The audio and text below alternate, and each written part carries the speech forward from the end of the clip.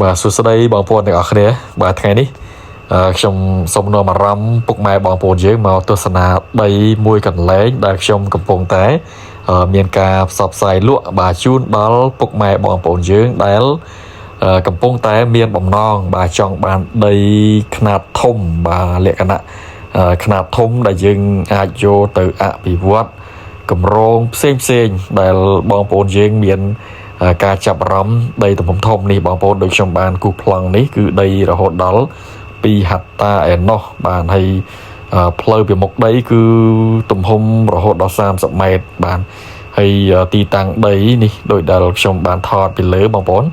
គឺដូចនេះផ្លូវ30ម៉ែត្រហើយពីមុខដីហ្នឹងគឺមានសួនកំសាន្តរីសតមួយដ៏ធំបាទនៅក្នុង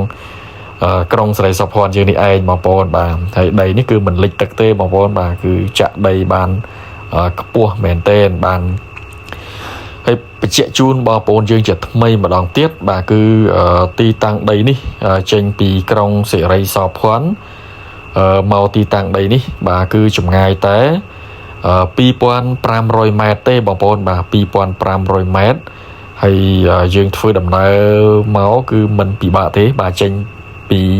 ផ្សាររាត្រី TM បាទចេញពីសាលាសង្កាត់ព្រាបពន្លាមកខាងកើតមកខាងភូមិកោះពងស័តមកបងប្អូនមកត្រង់មកចម្ងាយតែ2500ម៉ែត្រនៅស្ដាំដៃគឺបងប្អូនយើងនឹងបានឃើញហើយដីដែលស្រឡះល្អណាបាទដីដែលចាក់ដីពេញស្រឡះល្អហ្នឹងមានដាំកូនឈើដូចដែលបងប្អូនយើងបាន